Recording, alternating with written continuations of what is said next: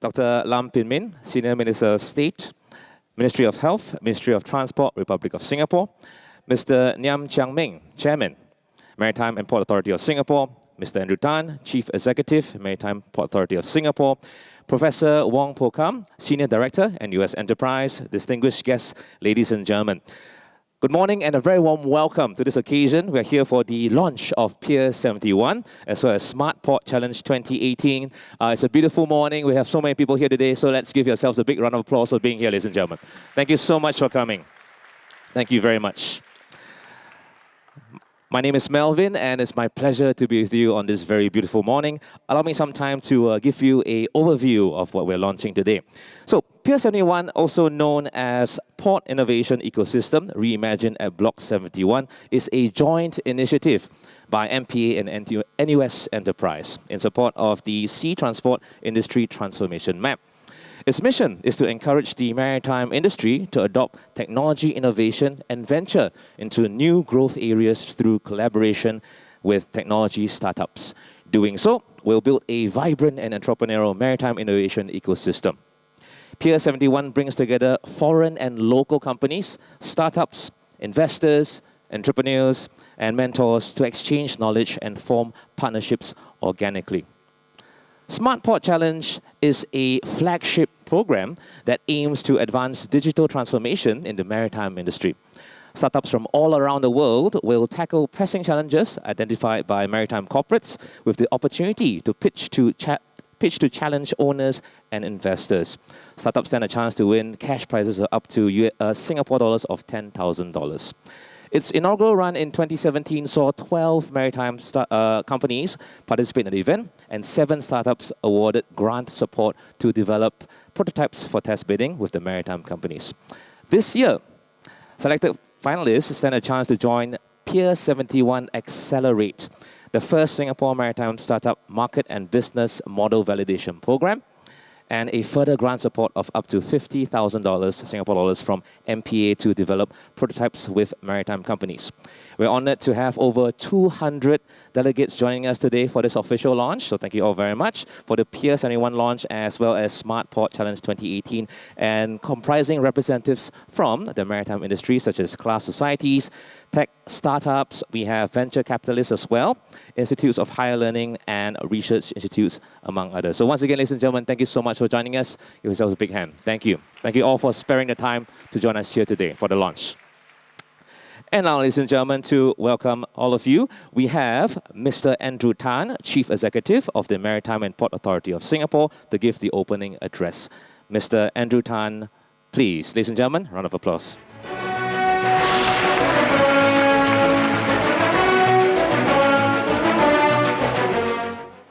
Wow, what a packed room we have this morning. I can feel the energy levels rising. Thank you all for allowing me to come in t-shirt and slacks. I don't usually wear this to work, but today is a special occasion. Dr. Lam Pin Min, Senior Minister of State, Ministry of Transport and Ministry of Health, distinguished guests, ladies and gentlemen. Good morning. Thank you for attending the launch of 2 very exciting initiatives today. The first is the official launch of Pier 71, which, as you heard just now, stands for Port Innovation Ecosystem Reimagined at Block 71.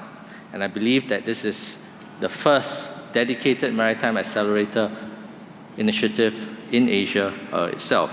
The second is the launch of this year's Smart Port Challenge, which will now be organized by Pier 71. And as you heard, we are pleased to have over 200 participants from the various partners, maritime companies, IHLs, tech, VC, players, and so on and so forth.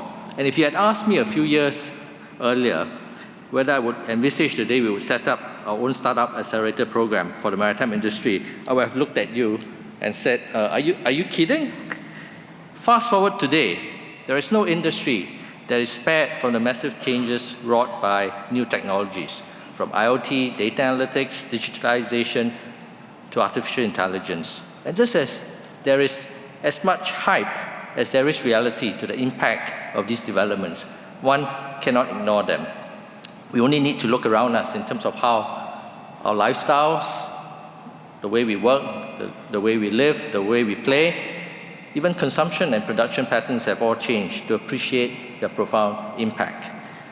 We take Uber or Grab as conveniently as we take other forms of transport. We stay in Airbnb when we go on holidays to experience a different kind of accommodation, not to mention getting recommendations from TripAdvisor on the best places to visit. We call for Deliveroo or Uber Eats if we need a delicious meal from any of our favorite restaurants or even hawker centers. All this from the convenience of our mobile devices, where we are perpetually connected, and the comfort of our own homes and offices. Faster, better, and cheaper. I'm very tempted to say cheaper, but I leave that to people above my pay grade to do that. But faster, better, cheaper seems to be the new order of the day. Beyond this, the delivery of services that have not changed for decades, such as banking, insurance, and even healthcare, and now being turned on their head. Is the maritime sector prepared for disruption? As we all know, shipping is a very traditional business with many archaic practices. And I say this with no offense to my colleagues in the industry itself. It's an industry that they have inherited, which in turn have been inherited. So many of these practices have remained unchanged for decades. Some of that for good reason and others less so. Certain aspects are also highly inefficient, as a recent MERS IBM study recently showed in terms of the number of handshakes and documents required just to transport a container load of flowers. This is just a very simple container load of flowers from Mombasa in Eastern Africa to Rotterdam in the Netherlands in Europe. The cost of the paperwork was easily 15% of the cargo's value, not to mention the number of players and entities that were involved. I think there were more than 30 individuals, organizations, customs, and so on and so forth. So you can say, well, this is the way the business works, or you can say, hey, with all these inefficiencies, I sense opportunity. Opportunity to reduce the number of middle layers, opportunities to also streamline the processes, and of course, through that, generate savings that can be monetized in more ways than one. With rising expectations on the part of consumers for goods to be delivered on time, each time, and all the time, the maritime industry has to adapt to these changes to stay relevant. The advent of new technologies opens up new opportunities for our industry to relook at their traditional ways of doing business. The question is how and what to do. Do I self-disrupt, which we all know is always difficult? Do we create a new business model, or do we work with the disruptors? These are not easy questions to answer, and we cannot answer these questions for you. But we can create opportunities for you right here in Singapore. Why? As this InnovFest Unbound event shows, we have, the latest I hear, 14,000 participants at today's event. It's the main anchor event of our Smart Nation Innovations Drive. As it shows, Singapore has developed a strong innovation ecosystem. And in recent years, we've seen how this has grown in leaps and bounds. In the same way that if you had asked me 4 years ago, I wouldn't have thought of this in the same way that could happen for the maritime sector. Add to this the fact that we are a global hub port with a diverse and vibrant international maritime cluster comprising more than 5,000 maritime-related establishments, more than 130 shipping groups. There is no reason, in my view, why Singapore cannot help catalyze the innovations that can help shipping and ports. Shipping and ports, because I see our partner PSA here, and I think yesterday they just signed MOU with CMA CGM. PSA's Unbox and CMA CGM's Z-Box. Am I correct? I'm not so sure what's with all these boxes. I think you should think out of the box. But nonetheless, they have signed an MOU, and I wish them all the best. So I can't see why we can't be the place where these innovations can take off to help shipping and ports become more intelligent, efficient, and sustainable. In addition, if we can approach maritime innovation in a holistic manner by bringing together proof of concepts with regulatory sandboxes and test bedding in real operating conditions, I believe we, as in Singapore, stand a good chance in differentiating Maritime Singapore and providing an additional value proposition for maritime companies to be based here. Pier 71 is therefore part of MPA's efforts to promote wider innovation in the maritime sector by providing a neutral platform for players to come together. We chose NUS Enterprise as our key partner through an MOU we signed in January this year, as we were already running a wide range of university technology programs, incubators, seed funding schemes, mentoring to nurture current and future entrepreneurs. With NUS Enterprise bringing in their experience and expertise in this area, and MPA bringing together maritime partners and domain knowledge, we are pleased to announce the official launch of Pier 71 today.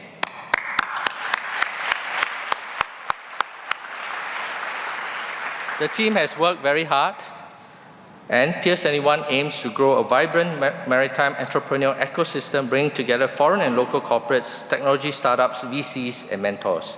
The 71 in Pier 71 is not just a random number. Pier 71 will be physically landing, at the launch pad at Block 71, Singapore's most vibrant and exciting startup cluster, and will be co-locating with other startup acceleration and incubation initiatives, such as Symphony Creative Solutions, which is the entity that was set up by the Ocean Network Express, the merger of the three Japanese container lines, NYK, K-Line, MOL, ST Engineering, and many more. So it's an ecosystem that we've embedded ourselves in. We'll be launching our space in August this year, so stay tuned, and we look forward to welcome the first few startups to operate at Pier 71. From here, we may expand to other locations depending on how this initiative takes off. So I hope with your support, we can make this happen, and maybe as in other parts of the world, I've had the opportunity to visit Rotterdam. They have their equivalent, which is right next to the harbour front, where Port XL is. I've also made a recent visit to Copenhagen, and I visited Pier 47. There's actually a counterpart to us, Pier 47, which is the Danish equivalent, with Rainmaking as the drivers of that initiative.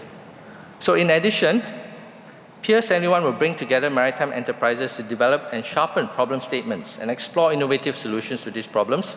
This will be done through a series of ideathon workshops and innovation training sessions, as well as industry sharing, what we call Kopi Chat sessions. Kopi is a local slang for coffee chat sessions. And for example, Pier 71 was happy to support the ones, that is the Ocean Network Express, recent Ocean of Opportunities Innovation Challenge and their launch of problem statements. And I did this together with Jeremy Nixon, who is their CEO. Let me now turn to the Smart Port Challenge, which will be organized by Pier 71. In the first run of our Smart Port Challenge in 2017, we had 12 co-creators and received over 80 startup proposals. MPA is glad to have funded 7 startups as part of Smart Port Challenge 2017. One such example is the winner of last year's Smart Port Challenge, Glenn Trees. I'm not sure whether they're here today, but Glenn Trees, who is working with Singapore Shipping Association, SSA, using RPA, which stands for Robotic Process Automation, to automate repetitive tasks for 2 ship agencies. Thanks to the help of SSA, I think Michael, who is the ED of SSA, has been very proactive on this front and working very closely with us to bring on board the shipping industry. So you can see, you have a good idea, you have a process to take a good idea through to something that can be scaled up, but you still need a test bed, you need the regulatory agencies to be involved, you need the industry association, you need the industry players to come on board. And I think if we can bring all these elements together through a platform like Pier 71, then I think we can make things happen. So that's one example. Other startups in the ecosystem, such as Haulio, MyBot, and Brighttree, have also been active in MPA's activities and workshops, as well as that of our partners like PSA Unbox. So we are excited to see the ecosystem diversify and grow as new startups find exciting opportunities within the maritime industry. I'm quite sure 1 year from now, I will not be able to mention all these things in the same breath because the ecosystem would have grown even bigger. For Smart Port Challenge 2018, we have thus far garnered the support of 17 co-creators. My colleague Desmond Tay will elaborate further in his presentation. And besides running this year's Smart Port Challenge, Pier 71 will also carry out programs that focus on ramping up technologies and teams under the mentorship of industry partners. This acceleration program, named Pier 71 Accelerate, will be launched in August this year, and we'll invite selected finalists from the Smart Port Challenge and startups globally to participate. Let me say that collaboration will be our way forward. We chose NUS Enterprise as our partner because they have an existing ecosystem. We believe that an existing ecosystem is important for us to jumpstart this whole effort. We don't intend to reinvent the wheel, but to collaborate and to collaborate widely. So earlier this year, Pier 71 signed an MOU with Port Excel, a Rotterdam-based accelerator. Today, we are expanding our efforts and inking an MOU with the Danish innovators Reimagined, which will be witnessed by the ambassador who is present with us today, to support venture building activities in Singapore. This collaboration with Pier 47 in Denmark, don't confuse the two, 71, 47, will help curated startups with market access opportunities in Denmark and elsewhere. NUS Enterprise and China-based InnoSpace will also be signing an MOU to allow both parties to jointly scout for startups in China and Singapore. So there's also not only a European connection, but also an Asian connection, and of course, a Southeast Asian connection. We are also happy to expand our partnership with Wärtsilä and Wilhelmsen. I think those who have been following these developments closely in Posidonia in Greece, Wilhelmsen and Airbus have just signed an MOU to launch the first drone delivery trials in the maritime sector, and guess where they are doing those trials? Right here in our Anchorage space in Singapore itself. So a lot of exciting things are happening. We also welcome maritime players setting up their own accelerator programs. I already mentioned PSA setting up PSA Unbound, and the one setting up Symphony Creative Solutions, which coincidentally is housed at Block 71 near to where we are. So you can see that there's a cluster that will emerge, and we welcome other players to come on board. But you better come in fast because the space there is running out from what I hear. And I say this not because of I'm prejudiced, but because we were literally looking for space in Block 71. And as I mentioned just yesterday, PSA Unbox also signed an MOU with CMA CGM's Z-Box. Last but not least, Pier 71 will complement the MPA, PSA, and Jurong Port Living Laboratories, or Living Labs, under the Sea Transport Industry Transformation Map. Together, they will catalyze collaborations between maritime companies, technology startups, and adjacent sectors to prepare Singapore's maritime industry for the next wave of growth enabled by digitalization. Before I conclude, I should mention that MPA's Min Fund call for proposals is now open for submissions. The Min Fund supports innovative solutions that are not too far from commercialization for the maritime industry, and we look forward to receiving your proposals and co-funding of innovative solutions. So let me thank Senior Minister of State Dr. Lam for gracing this occasion. I recall vividly that you were with us at last year's Smart Port Challenge, and you've been a strong supporter of our efforts, and likewise for many of our partners here for taking this leap of faith together with MPA.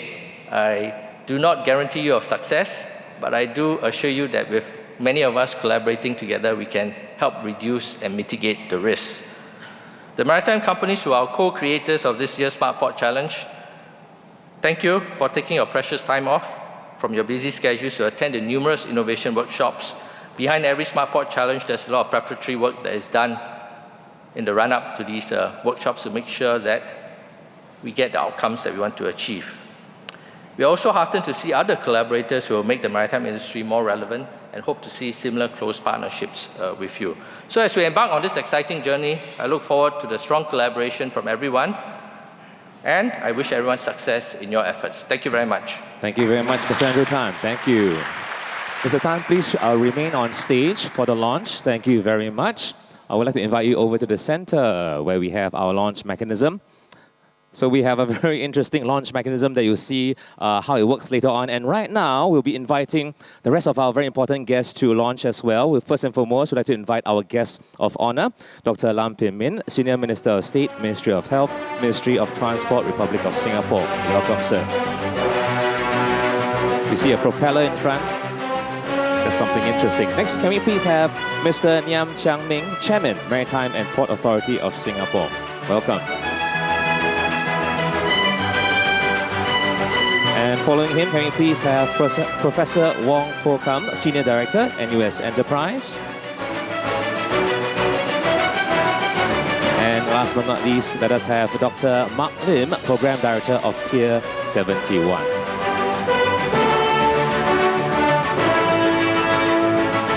So ladies and gentlemen, let's give a quick round of applause for our guests on stage, please, for the launch. And so the launch will be a two-way participation exercise. So our VIPs, on my countdown from 3 to 1, will need your help to press the button together to trigger the launch. So from 3 to 1. And audience, we will be counting together from 3 to 1 because we need your help to make this a successful launch, because Pier 71 is a collaboration between all of us. Can we do that? If yes, please give me a thumbs up. Can we do that together? All right, all right. Oh, we've got our wonderful friends at the back as well. So we're going to be counting down together. Ladies and gentlemen, let's begin. 3, 2, okay, wait, not yet. Wonderful. That was a wonderful rehearsal. Let's give them a big hand. Wonderful, wonderful. Wow, wow. We can see the initiative of our guests to rehearse. Thank you very much. And now we do the real thing.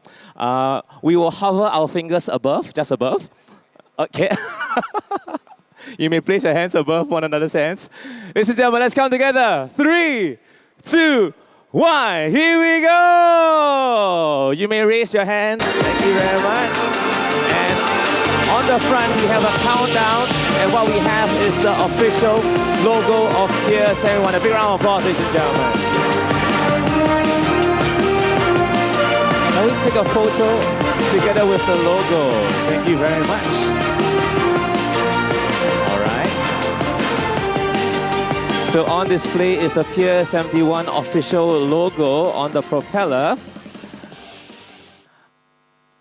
All right, thank you very much. Let's give our guests a big round of applause once again, and congratulations on the launch of Pier 71. Thank you. So that's what it looks like. Yes, thank you very much, dear guests. We'd like to invite you back to your seats. Take your time, and we'll be having our next segment once our guests are seated. So ladies and gentlemen, that's the official logo.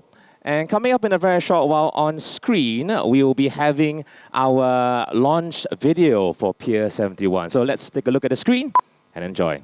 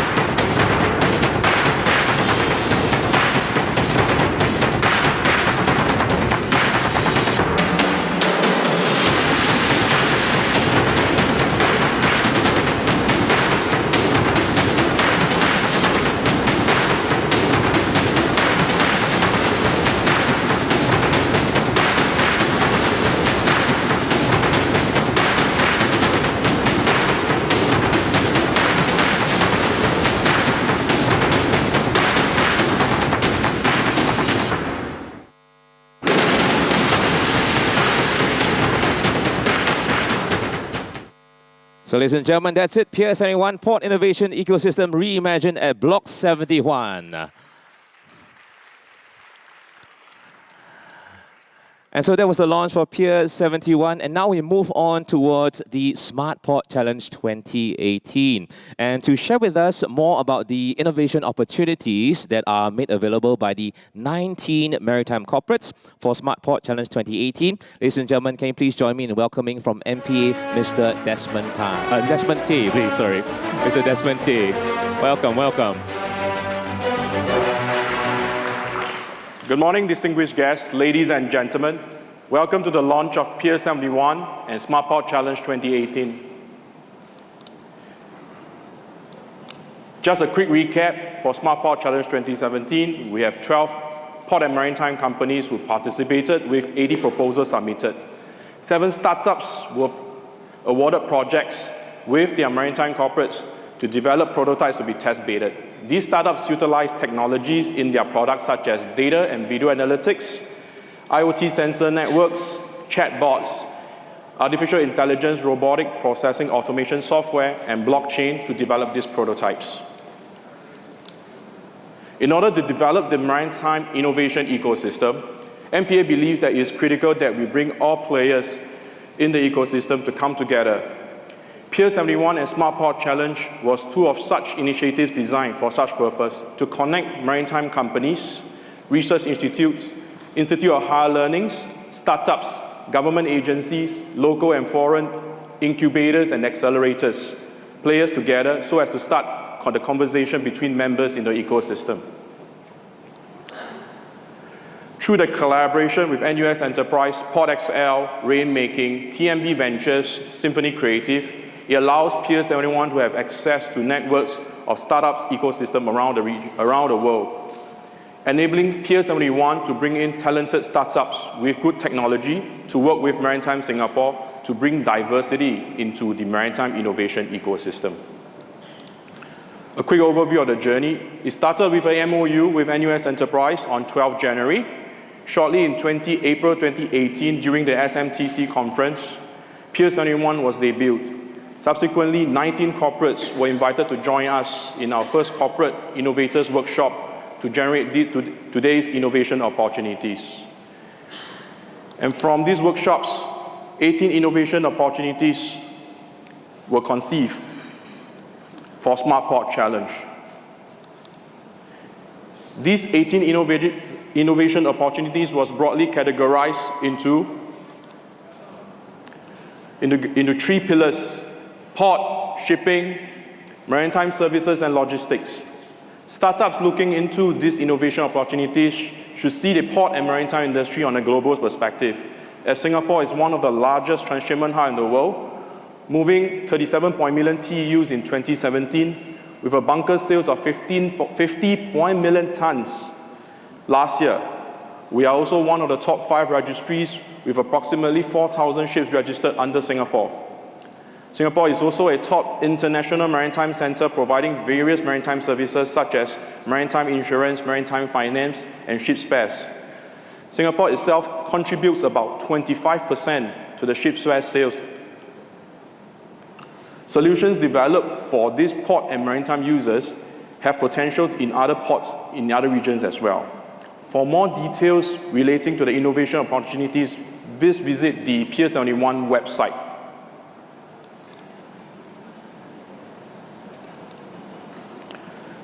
Now, we believe that the following technologies are key in developing useful solutions for the maritime industry, such as blockchain, deep learning and analytics, autonomous and unmanned systems, automation and robotics, industrial IoT sensors, wearable technologies, and immersive tech. Having all these digital solutions will mean cybersecurity will become an important aspect in dealing with cyber threats. Startups with interesting ideas or solutions in this key technology are encouraged to sign their support proposals to Pier 71 itself. Participating startups who are selected for the final demo day can expect to win up to $18,000 worth of cash prizes. Selected startups can also join Pier 71 Accelerate, the first Singapore Maritime Startup Market and Business Model Validation Program.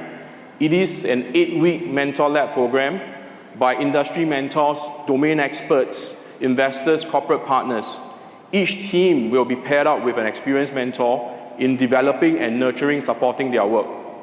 Selected startups who participate in the final demo day can also apply for a grant support of $50,000 from MPA to develop the prototypes and test bid these prototypes with the 19 maritime companies.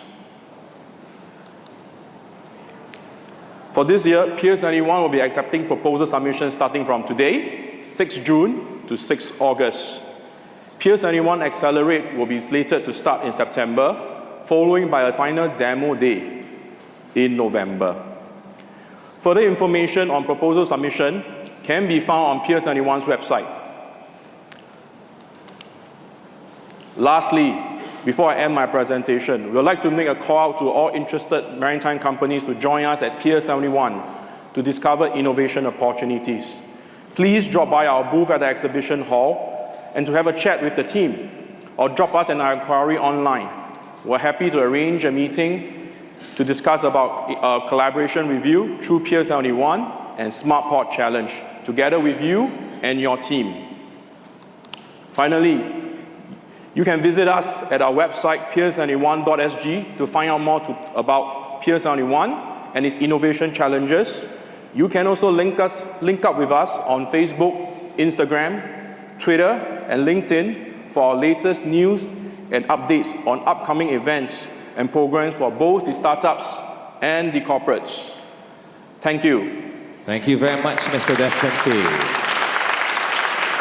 That was Mr. Desmond Tay from MPA. Thank you very much for sharing more about the program.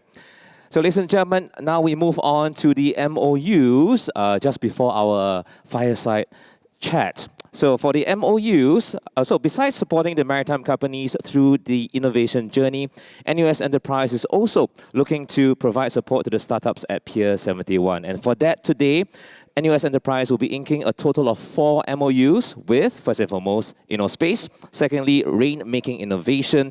Next, we have Wärtsilä. And then last but not least, we have Wilhelmsen.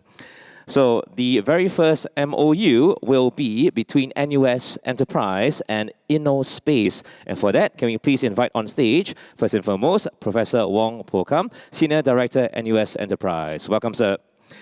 And we also have Mr. Richard Tan, Director of InnoSpace. Welcome.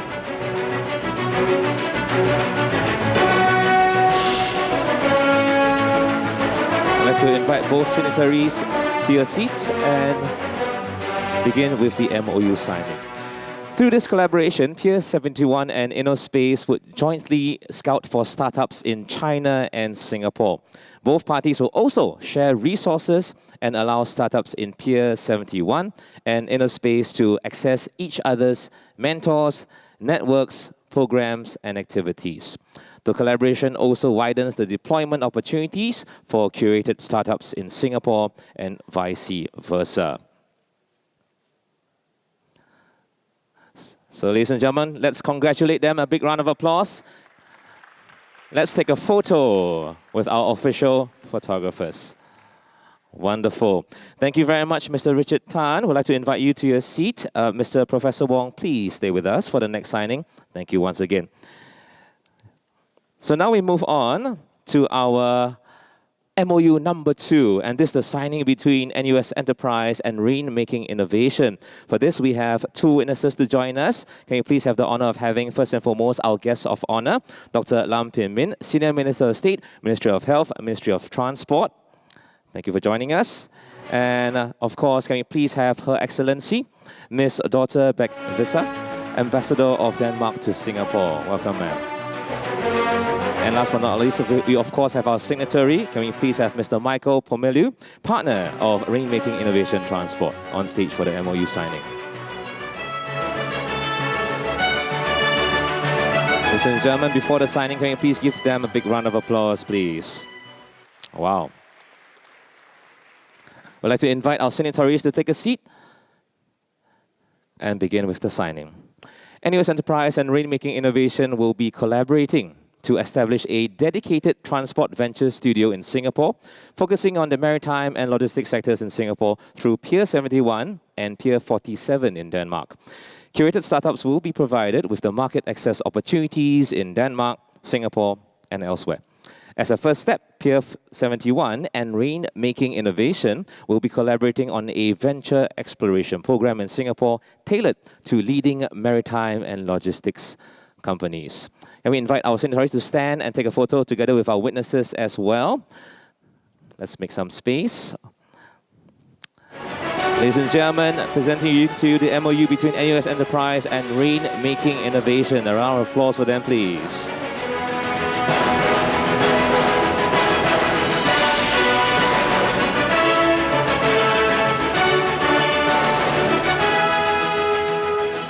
Oh, okay. Must pose with the document.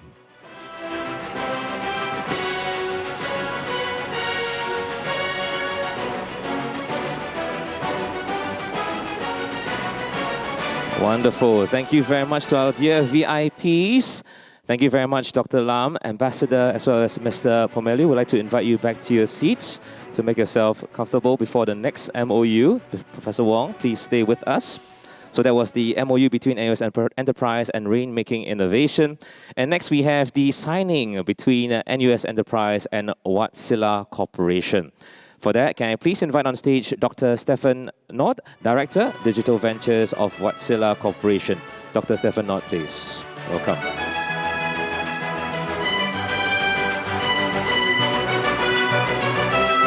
I'd like to invite our signatories to take a seat to begin with the signing. Through this MOU, Wärtsilä will support Pier 71 with their maritime communication expertise in Singapore, Germany, and Finland. Wärtsilä will also spearhead seminars, lead workshops, and provide mentorships to the curated startups in Singapore and strengthen the development of maritime communication-related applications. While NUS Enterprise will support Wärtsilä through Pier 71 in establishing their networks with the startup communities locally.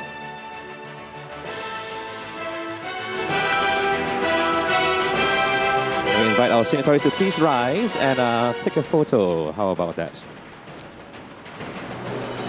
Wonderful. For our first MOU, don't worry, we'll give you a photo opportunity later as well. Congratulations.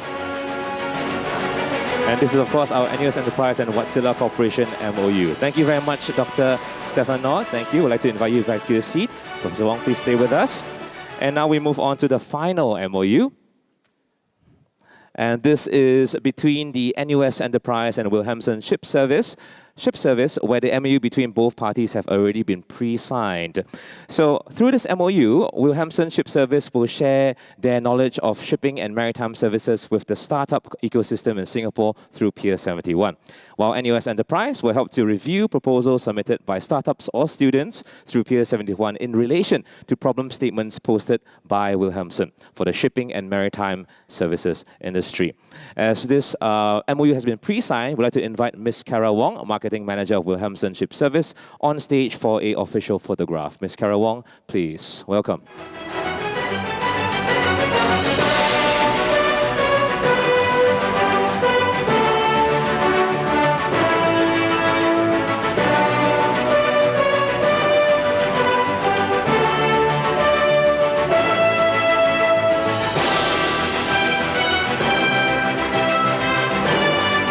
Ladies and gentlemen, a big hand for NUS Enterprise and Wilhelmsen Ship Service, please. Thank you very much, Ms. Kara Wong. Thank you very much, Professor. We'd like to invite both to your seats. Thank you very much. So, ladies and gentlemen, can you please give a round of applause for all four of the MOUs that have been signed? It's a wonderful occasion. Congratulations to all parties. And now, ladies and gentlemen, we have the fireside chat. And this is interesting. The topic is on Maritime Singapore charts new seas with startups. So do allow me some time to introduce our moderator and panelists. First and foremost, we have Steen Lund, Regional Director, Asia of Radio Holland. He will be our session moderator. Mr. Lund spends most of his professional career with AP Moller-Maersk, responsible for their business in the Americas, Oceania, Asia, Middle East, and East Africa. Besides Denmark, he has also held progressively senior positions in Pakistan, Korea, India, Hong Kong, Shanghai, and Singapore. From 2010 through September 2017, Mr. Lund was based in Shanghai as Executive Vice President and Head of Asia Pacific in Germanischer Lloyd, GL for short. Following the creation of the NVGL in 2013, he returned to Singapore to lead the region of the merged company. He is now leading Radio Holland's growth in the strategically important Asian market within the maritime navigation, communication, and ICT segments. Concurrently, he is also council member and chairman of the Technical Committee of Singapore Shipping Association. Joining our moderator on stage will be our three tech startups who have their operations in the maritime logistics space. And they are, do we have the slides of their faces? We can show that if we could. We have Mr. Alvin E., our first of three startups. He's the CEO, co-founder of Haulio Private Limited. Alvin started his logistics profession through his family business, Hub Distributors Services, a local SME 3PL firm in Singapore since 1988. As the founder and previous CEO from Hub Logistics, a sister company of the group that focuses on container haulage services, he had successfully built it from scratch to a sizable fleet, moving 1,000 TEUs on average per month. With a keen interest in making a difference, Alvin is always taking an active role in the industry's transformation roadmap and is now the co-founder and chief executive officer of Haulio. Haulio has recently just raised USD 747,000 in seed funding from PSA, 500 startups, NUS Enterprise, and several angel investors. The next startup that's joining us is Mr. Shamir, CEO, co-founder Versa Fleet Private Limited. In 2017, Mr. Shamir was awarded the Honorary of Spirit of Enterprises. He holds a Master of Science in Supply Chain Management from the National University of Singapore, NUS. He also serves as the president of the Singapore Malay Chamber of Commerce and Industry, SMCCI, and was part of the Committee of Future Economies Subcommittee on Future City. Versa Fleet Private Limited recently raised USD 2.1 million in pre-Series A funding from a local venture capture firm, Pre-Stellar Ventures, to expand the business into Malaysia and Indonesia. And last but not least, we have Mr. Aaron Gong, founder MyBot Private Limited. Aaron holds a Bachelor of Electrical Engineering honours from Nanyang Technological University in Singapore. In 2012, he founded a startup, Slickstream.net.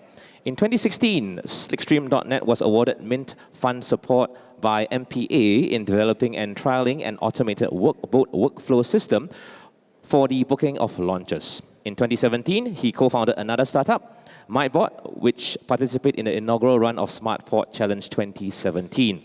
MyBot focuses on developing solutions for the maritime industry using chatbot-based technology.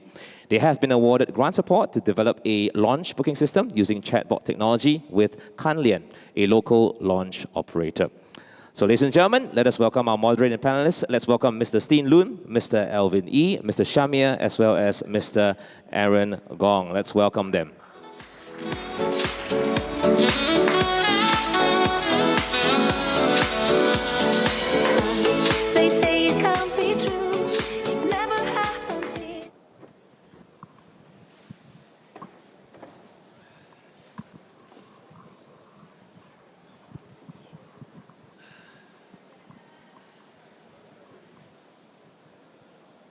Senior Minister of State, Dr. Lam Pin Min, Danish Ambassador to Singapore, Dr.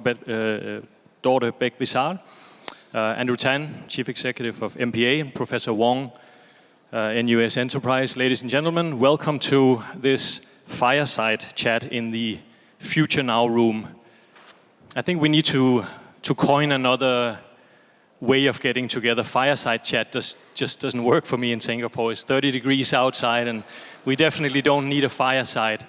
But we're in the future room and that's very apt, and we're going to have a chat about the future, which I can assure you excites our panelists very much. We are trying to connect startups with the maritime industry, so the room is very diverse, and I hope we'll have a lot of conversations, not just among the panelists here, but also with engagement from you in the audience. I have some questions that I'd like to ask of the panelists, but towards the end I'd also like to open up from the floor to questions from the floor. Obviously, as Andrew has said, digitalization brings a tremendous amount of potential for transformation of existing businesses, as well as formation of whole new ventures, whole new revenue streams and new relations to be made, be it by current players or by disruptors. The new and creative technologies that are brought forward by fast-moving and risk-willing entrepreneurs constitute the foundation of these changes. We are here today to explore how maritime companies may become part of those technology-backed opportunities and benefit from them in their businesses. Perhaps we'll discuss whether at all we can avoid changes in our existing businesses.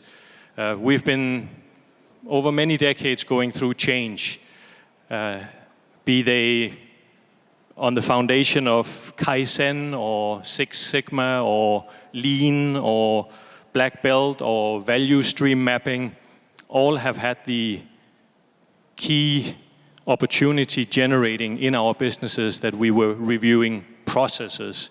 And I'd certainly like to explore with our panelists today also whether the digital changes we can make to our businesses are key to process changes or key to generating revenue streams altogether.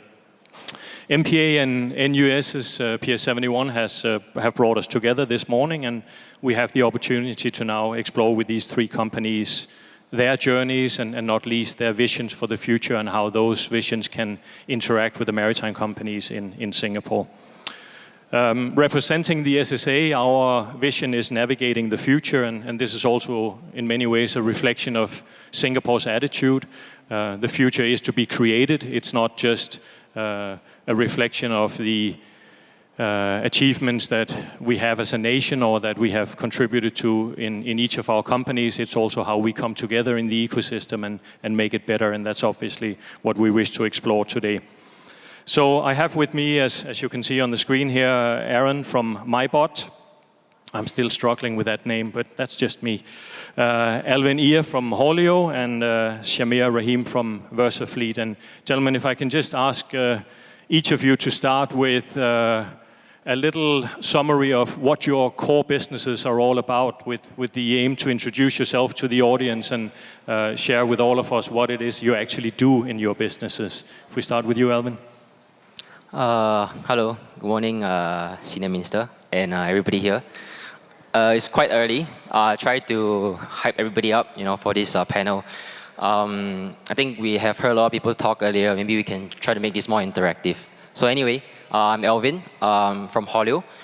Haulio, in essence, is a B2B platform, container trucking, that is actually designed for Industry 4.0. We actually aim to build a collaborative ecosystem because, in essence, if you think about Singapore being we have one of the best ports in the world, and Haulio's business is actually the adjacent space, which is the container trucks that you see moving in and out of the port. Our vision is actually to allow this truck community to actually be working in a way that is for the future of how containers should be moved. So we redesigned the way these containers are moved on ground to the warehouses and to the customers. So through our collaborative technology, we actually bring a group of hauliers together and we connect them to the customers. So, yep. Cool. So, hi, morning everyone. Shamir here. I was just commenting, we look like we're going to perform a cappella number here. Right? We weren't, thankfully. So, very excited to be here. So, VersaFleet is actually a software company, and we're in the business of transforming logistics. So, my family business, a bit like Alvin, we run logistics operations with 100 drivers across Peninsular Malaysia. And one thing I noticed so I'm a biologist by training, and of course I try to help. And something I really echo what Andrew was saying, logistics supply chain, that's a joke, is the world's second oldest profession. Yeah, so it has a lot of weird arcane practices, right? So what we're about, VersaFleet, is we build a transport management system that takes away that 2 to 4 hours planning they do every day, allocating the 10,000 things that need to be delivered to the 100 drivers. So we can do all that in seconds, and instead of drivers waiting for the physical run sheet, they can use their mobile app, they get it, they have sign-on-glass capabilities, something like the power pad thing that FedEx used to have, but for a fraction of the cost. So today we are powering more than 1 million pickup delivery tasks across almost 2,000 drivers across Singapore, Malaysia, Indonesia. In fact, every Philips Canon item, when they're restocked, is automated by VersaFleet. Even for Johnson & Johnson in Jakarta, we do a bit of that. And also for the startups like Foodpanda, Uber Eats, GoGoVan, we power the back-end logistics as well. So very excited to be here, happy to talk about PS71 and what it might bring for supply chain. Yes, my name is Aaron. Yes, and I'd like to maybe share a slightly different view from them. We actually more focus on the small boat industry, mainly the passenger launches. So what our mandate is not limited to chatbots. We are actually wanting to move that industry from a pen and paper base into the digital industry. As of now, I understand that so far they have not actually moved from pen and paper, and by whatever means possible, we will get them onto the digital, the digital world. Yes. So other than chatbots, mobile apps, web apps, SMS, whatever it takes to get them there. And I'm glad to say that after this 2.5-year journey, they are starting to record down something electronically. Yes, finally. Aaron, for those of us who don't necessarily understand your language, help us just with the basics of how does a chatbot work? What's the functionality? Chatbot, how does the chatbot provide value? So the chatbot actually makes it easier for them to do certain things. Not the type of transactions where there's gray areas, but more on where they can actually check and get a response back, like probably availability of a boat or a location. Because like for small boat operators, when they send their launches out, they have visibility from their own track and trace system, but the customer does not. So they'll keep calling the front desk, where's my boat, where's my boat? But with the chatbot, once it's integrated to their their location system, all the customer has to do is that as long as they have booked a boat during that hour, they can just like type where's my boat, they recognize the customer's phone number, they pick the location and they send back. So they don't have to like waste the operation time stuff. This is one of such example. Actually, may I just cut in a bit? You know, you're talking about where's my boat. In our industry, in my space especially, all the guys always ask, where is my container, you know? And the thing is that our port is a world-class port. Everything inside the port is digital. PSA has done a tremendous job. I must really say that you can actually go online, go to their portnet system, you key in a specific container number, and then you exactly know where this container is, exact which slot, which yard. But the problem is that the adjacent space is offline. So once the container gets out of the port, it disappears. It like offline. Then you need to call, you need to beg. There's only 2 people in the world, 1 or 2 person in the world that actually knows exactly where the container is. And this is the problem that we are actually trying to tackle, right? To provide this visibility to the end customers in today's context. They pick up a phone and they call, where's my container? It's very classic. The answer will always be the 3 classic word in the industry is on the way. I think it's the same for my friend here. Everything is on the way. So long as it's been arranged to pick up and the guy is maybe at Changi, it's also on the way. So yeah, this is the thing that we're actually trying to solve over here. Quickly, in that team, the question we get asked is, where's my parcel? Right? Same thing. All right.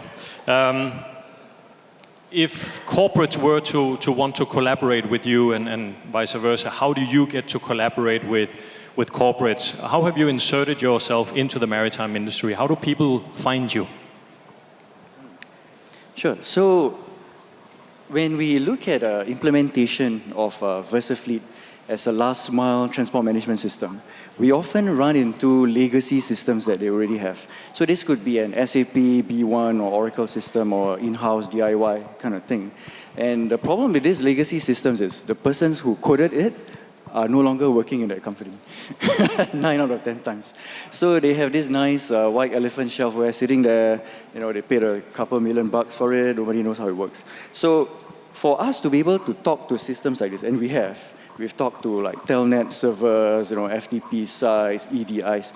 Preferably, we would like to see API endpoints, right? So that is like the USB port of software. So the moment there are API endpoints, you can have interoperability between systems across time, across ownership. So it's just like how your Facebook APIs up with your Instagram account. your TMS system should talk to your warehouse management system, to your port container management system, and so on. Yeah, so I think that would be prime on my wish list. I think in terms of implementation, right? So Haulio today, we are a platform. So with every platform, there's always a supply and demand pool. The suppliers are actually constitutes about 230 haulage companies in Singapore. If I knock on every single one of them every single day, I would have completed that by less than a year. So the thing is that the haulage industry in Singapore's context is very fragmented. We have the big boys like CWT, Po Tiong Chun, Yankee. These guys, Cogent, they made up about, the top four made up about maybe like 30% of the market. It's pretty much similar to the industry that we are familiar over here with the MERS and the all these alliance that they form. So the other 220 over companies forms the long tail of the industry, and that's where we see a lot of fragmentation. So in terms of implementation or working together with the supply pool or the demand side, we have two kinds of problems we face. First is the supply side. How do we integrate with someone that doesn't even have any system to begin with? You talk about legacy system, they don't even have legacy. Their legacy is themselves, right? All these bosses, the haulage bosses themselves, they use pen and paper and they just jot every single container down. If I go into their office, I steal one day and you want their business to collapse, just steal all their paper, they don't know what to do already the next day. So the thing is that before digitalization can come, we need to first digitize. I think like what Aaron was talking about earlier, all this pen and paper. How do we get them to translate that, to transform the pen and paper to at least something from Excel? I teach the uncle, you know Excel or not? Then how? So the thing is that the other side of things, the implementation with the demand side is the big boys, the Kuhn Nagels, it's the same problem, the legacy stuff. And how can we as a startup, Haulio, become the plug-in to all these entities, and we become the digital haulage company that actually help them to facilitate all these trucking companies offline within our platform. So that's actually, in terms of how we implement that, we have our challenges as well.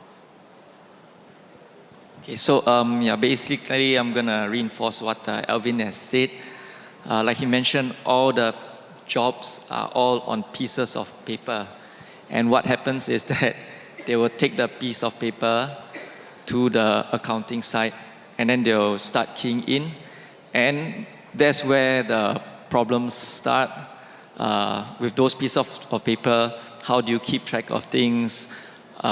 Because eventually they'll need to invoice to the shipping agents and so on. So the key is to actually get them from the piece of paper to something digital, anything, yes, like Excel. And then after that, you can really start to do many things with the people further up the supply chain. Yes. Aaron, again, maybe starting with you. You have a lot of personal experience working with technology and applying it in different industries. What has your experience been in terms of how that transformation has gone down? Has it resulted in a complete disruption of the business and revolutionized how the business is done? Or have you more seen a gradual process improvement of how the business is run? What has your hands-on experience been there? Okay, so for this digital disruption, I have actually seen cases where large corporates actually try to disrupt themselves, although they are not in a business. The worst case scenario is you get some people in, large team, but none of them actually know the business, and at the end of the day, it just doesn't work. So large corporates actually, when they start their own labs, right, the key is that someone who knows and who's able to translate it to the people who are implementing this. Yes, and disruption is not easy for everyone. Even like tech companies also, sometimes we also face such things. Yeah, like we also need to be aware of how to keep ourselves lean. Like for us, our corporate secretarial and accounting, we did not actually engage a traditional firm. We actually engaged one that uses chatbots. So any like change of share ownership and so on, we don't need to call. We just send a chatbot message. They actually send us a document to sign, email us, we open the link, sign, and everything is done very quickly. And also accounting, basically also SaaS and everything from end to end, all fully integrated. So we need to practice what we preach. Alvin, you have worked with a lot of different trucking companies, and you fondly call some of them uncles. Do they want to stay in the business? Do they want their businesses to be changed? What's their vision for their own core businesses when they speak to you? I think on that question, as much as we guys, startups, and we read a lot of this stuff on the papers. I think from a government level, there's a push towards transformation. But the real truth on the ground is that a lot of these uncles per se, they feel, they really want to change. I can tell from that, but they don't really know how. And whenever they see some, all these startups coming into their space, they feel threatened. I think it's a very natural progression of things to feel threatened. For example, when Facebook came in, I don't know. But the thing is that when they just don't like to change, it's status quo. Who likes to change unless you are being forced to? On that note, I have a lot of kopi chats with my uncle, with all these uncles from the industry. It's quite fortunate that I was a haulier myself. But when I was a haulier myself and I started to do Haulio, first and foremost, a lot of these uncles were very afraid to talk to me because they would be like, Alvin, are you here to steal my business? Are you here to kill me? But I think from that perspective, all these companies should learn to embrace, because startups like ourselves, we are here to actually help. We're here to actually give you a second opinion. And one of the things that I really take pride in Haulio is that I have formed a group of people that are not from the industry, right? Actually, if you do notice, Shamir and myself, we happen to have a family that is, for whatever reason, end up doing transportation. I don't know why my father decided to do that. If not, I wouldn't have been here today. But the thing is that, you get my point. It's an industry that's very hidden.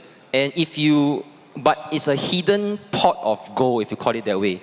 There are so many problems within the supply chain or maritime industry for the matter, and only subject matter experts within the space will be able to figure that, hey, I think there's opportunity here.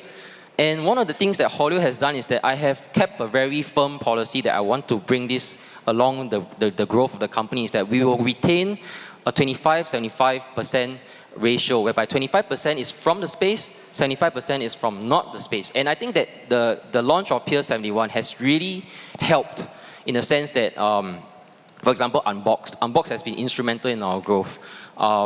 They actually brought a spotlight to innovation within the pod. And all this, and we suddenly have a group of people, like these graduates that just came out from university, who doesn't have a clue what a container is. The first thing that they came to my business when they want to join Haulio is, have you seen a container before? Do you know what a truck looks like?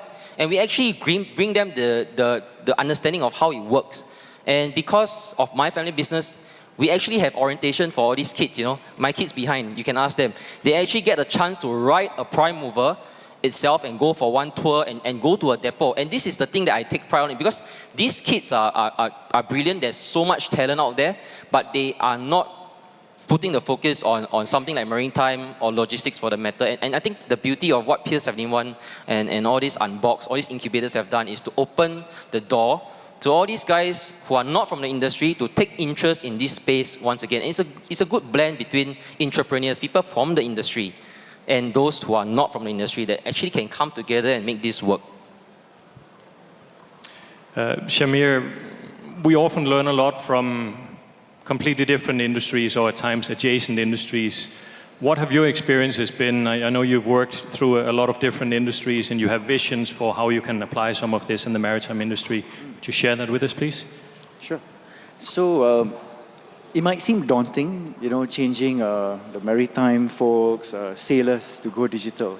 The good news is we have done it with even harder spaces. So the ambulance industry in Singapore is kind of a niche thing that falls in between things. It's not really healthcare, it's not really logistics.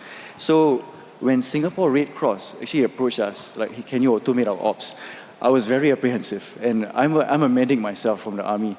And because why? They have no commercial agenda, right? They're not for the top line.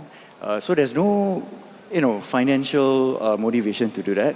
And all the planners are, as Alvin calls them, old uncles, right? So they've been like nurses, medics themselves, ambulance assistants. So long story short, fast forward about a couple of years. It took us, I think, almost half a year. All the Red Cross ambulances, they use VersaFleet, and they can't live without it, right? So imagine they are using VersaFleet to send patients. So these are non-emergency ambulances. They send patients to step-down care, to the nursing home, for rehab, back again. So it's not far different. I mean, it's not cargo, right? These are actually people, but the sensitivities remain. You have to get there on time, in full. You can't leave a patient halfway, or forget to bring a part of the patient, right? So that was daunting, but it's possible. And for even the so-called innovative ones, like GoGoVan, for example, when they were, so GoGoVan is a unicorn from Hong Kong, for those who don't know, Alibaba-backed company. So when they started to go into B2B logistics, so they came to us for help, like, hey, we need to bid for this contract, we need sign-on glass things. And so, hey, you're a $1 billion unicorn startup, like, what do you need help from a Singapore startup for? And it's like, no problem. So we met with the founders, and today we are powering their ops.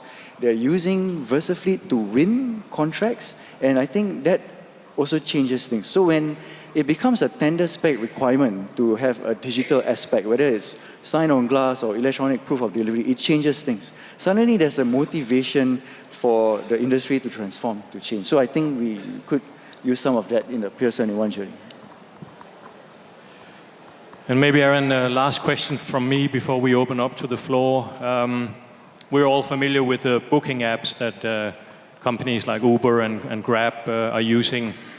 I imagine you have something fairly similar when a shipping agent wants to book a service boat and get a crew out onto a ship. What are the similarities? How can you describe what the functionality is of your boat booking app? Okay, so the similarity is very easy. It's the booking part. That's all. The differences is actually very big, because for Grab and Uber, anybody who has a Class 3 license, they can get a car and just drive and pick up. But for boats, it's different. Some of them, like, they need another deckhand. Some they need certain license or certain licenses. So it's very different from Uber and Grab.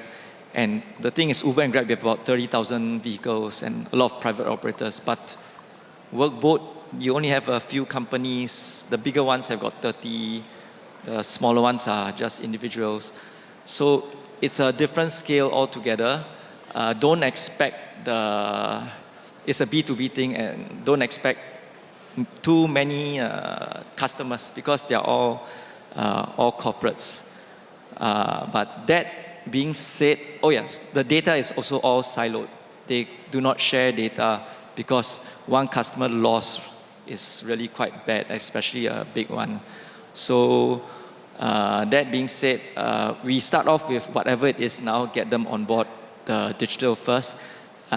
Later on, if we see any synergy in sharing, we move there.